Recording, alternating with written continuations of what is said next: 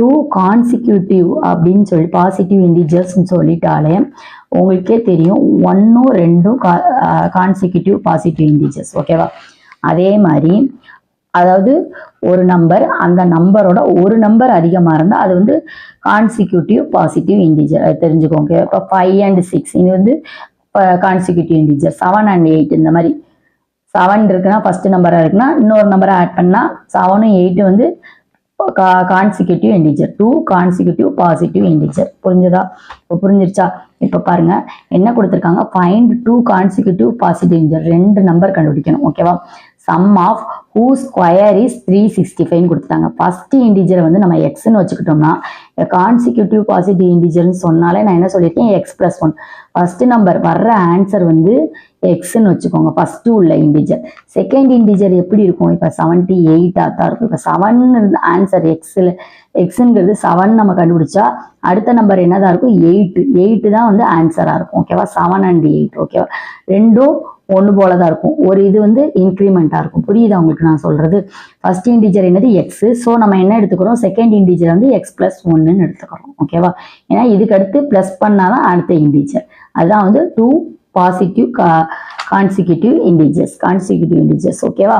இப்போ பாருங்க, 2 என்ன சொல்லியிருக்காங்க, sum of whose square is 365. 2ஐயும் சம் பண்ணும்போது 365 கிடைக்குதான். என்ன கொடுத்துருக்காங்க, ஸ்கொயர்.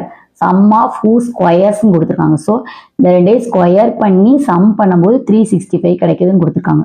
ஸோ இதை ஸ்கொயர் பண்ண என்னது, x² ப்ளஸ் இதை ஸ்கொயர் பண்ணோம்னா x+1 the whole square equal to 365 கொடுத்துருக்காங்க. இப்போ இந்த 3 டேர்ம் எழுதிட்டா நம்ம சம் ஈஸியாக எழுதிடலாம். x² ப்ளஸ் இது என்ன ஃபார்மேட்டில் இருக்குது, a+b the whole square ஃபார்மேட்டில் இருக்குது. ஓகேவா?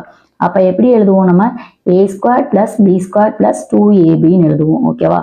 இதில் ஏங்கிறது என்னது எக்ஸ், பிங்கிறது என்னது 1. ஓகேவா? அப்போ என்ன எழுதுவோம், x² ப்ளஸ் 1² ப்ளஸ் 2ab. ஏங்கிறது எக்ஸ், பிங்கிறது 1 ஈக்குவல் டு 365. இந்த x² அப்படியே இருக்கு, இங்கே ஒரு x² இருக்கு.